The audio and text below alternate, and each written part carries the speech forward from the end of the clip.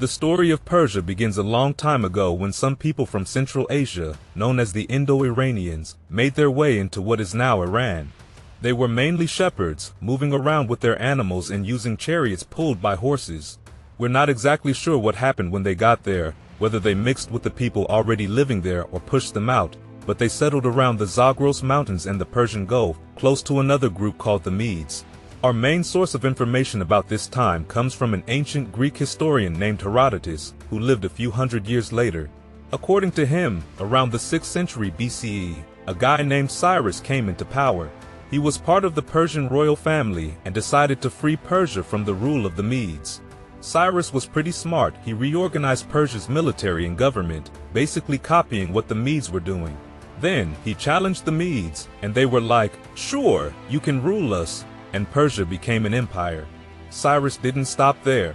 He expanded his empire by conquering other lands, including Babylonia, which made his empire the biggest in the Near East at the time. When Cyrus died, his son Cambyses took over. He continued his father's plans, invading Egypt and adding it to the empire. Under Cambyses, the Persian Empire became massive, stretching from India to Egypt. But just when things were going great, a revolt broke out in support of Cambyses' brother. Cambyses rushed to deal with it but died on the way, leaving the empire in uncertainty. This paved the way for the rise of Darius I, one of Persia's most famous and powerful leaders. And after Darius I seized control of the Persian Empire in 522 BCE, he faced the daunting task of quelling rebellions and solidifying his rule. While there are differing accounts of the events, it's clear that Darius emerged as the new king. To legitimize his claim to the throne, Darius commissioned a grand relief inscription on Mount Behistun, depicting his dominance over the rebels and recounting his version of events. He also strategically married into the royal family, further cementing his position. Darius then embarked on a massive reorganization of the empire. He divided it into 20 administrative districts called satrapies, each governed by a trusted noble known as a satrap. These satraps wielded significant power, managing their region's affairs and ensuring compliance with taxation and law. To maintain control over the vast empire, Darius employed various strategies. He established a system of royal officials who audited the satrapies and reported directly to the king. Military garrisons were stationed throughout the empire to enforce laws and discipline disobedient satraps. Communication between the satraps and the king was facilitated by a network of royal roads, originally established by the Neo-Assyrian Empire and improved by the Persians. These roads allowed for efficient transmission of messages, with mounted messengers covering long distances in a single day. And one of his notable endeavors was the construction of grand palaces at Susa, Persepolis, and Pasargadae. Skilled workers from various regions were employed, incorporating artistic influences from across the empire. These palaces boasted features like fluted columns by Greek stonemasons, Assyrian reliefs, and other architectural elements from different cultures. The workforce involved in these projects was vast and diverse, including men, women, and children who migrated to the construction sites. They often lived in nearby villages or encampments, contributing to the monumental task of palace construction. Darius also initiated major infrastructure projects, such as the construction of a canal intended to connect the Red Sea to the Nile River in Egypt. While it's uncertain whether this canal was completed, its conception demonstrates the immense resources and ambition of the Persian kings.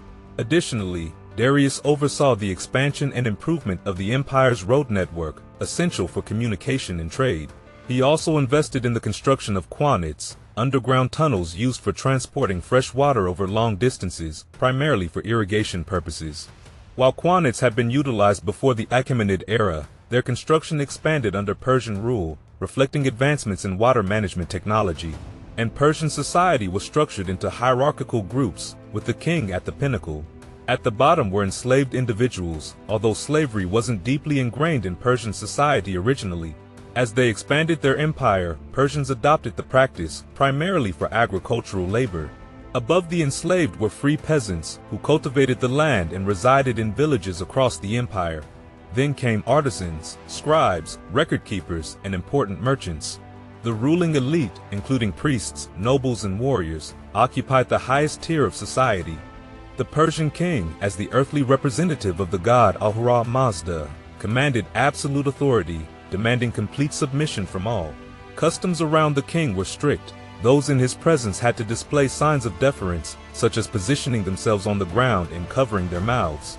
Despite his power, the king was advised by influential nobles, including the commander of 1,000, who managed the royal court and oversaw the king's security. Interestingly, Persian kings didn't always pass the throne to their eldest sons, but could choose their successors based on various factors. The king and his court weren't stationary, but moved between different cities and regions periodically. This mobility allowed the king to maintain visibility and connect with both urban elites and rural peasants, who had opportunities to present petitions or seek guidance. Moving the court was a massive logistical operation involving thousands of people and the transportation of various goods and equipment. Upon arriving in a new location, elaborate ceremonies welcomed the king, involving offerings, sacrifices to local gods, and gift-giving by the people, which strengthened the king's relationship with his subjects. These ceremonies and rituals served to reinforce the king's authority and the interconnectedness of Persian society under his rule. And Persian Empire boasted a vast and diverse army, comprised of soldiers from various subject peoples across the empire. Military training began early, with instruction in archery, horseback combat, and hand-to-hand combat. The most skilled infantrymen could aspire to join the elite immortals, who served as both heavy infantry in battle and as the king's personal guard. The army was organized into units of infantry, archers, and cavalry, with the largest unit being the corps, consisting of 10,000 men. Each corps had a commanding officer who reported to the supreme commander. In battle, archers would rain arrows upon the enemy while cavalry and infantry advanced in coordinated formations. During times of rebellion or conquest, the Persians sometimes deported conquered populations to other regions within the empire, a practice aimed at maintaining control and stability. While records primarily focus on kings, wars, and the military, we know little about commoners in Persian society. Most ordinary Persians subsisted on diets of bread or barley mash, supplemented by fruits, nuts, and occasionally goat, mutton, or poultry. The empire supported various occupations such as sentinels, messengers, attendants, architects, and merchants. Agricultural workers cultivated crops like wheat, barley, rice, and alfalfa, while merchants benefited from the empire's stability and extensive road network, facilitating trade across short distances. Zoroastrianism was the dominant religion in Persia, founded by Zoroaster, a Persian priest or prophet. Followers worshipped a pantheon of heavenly and terrestrial gods, conducting rituals such as animal sacrifices on outdoor altars. And Zoroaster's teachings revolved around the eternal struggle between good and evil, personified by Ahura Mazda, the Lord of Wisdom and Goodness, and Angra Mainyu, the destructive spirit of evil. Each was supported by lesser beings, the Ahuras and Davis respectively. Zoroastrians believed Ahura Mazda created a world of purity and goodness, while Angra Mainyu sought to corrupt it with evil. The ongoing battle between these forces shaped the world as the Persians saw it. However, Zoroaster prophesied a future when Ahura Mazda would triumph over Angra Mainyu, and the followers of evil would face judgment. Humans were responsible for choosing their path, and at the final judgment, the dead would be resurrected and judged. Those deemed unworthy would be cast into hell, while the righteous would enjoy eternal paradise. Although initially met with skepticism among his own people, Zoroaster found followers outside Persia, and his ideas evolved over time. The Medes integrated Zoroastrian concepts into their own traditions, and the Achaemenids depicted Ahura Mazda in a style reminiscent of their own gods. Later, Judeans within the Persian Empire, influenced by Zoroastrianism, incorporated some of its ideas into Judaism. These ideas would later influence Christianity and Islam. Despite being primarily Zoroastrian, the Persian Empire encompassed people of various religions, including Armenians, Egyptians, Babylonians, Greeks, Judeans, and others. Cyrus II, the Persian king, notably permitted exiled Judeans to return to Judah and rebuild their temple. The empire valued loyalty and tribute but didn't seek to assimilate its diverse subjects into Persian culture. Instead, it fostered an imperial system that maintained a multi-ethnic, multilingual, and multi-religious society.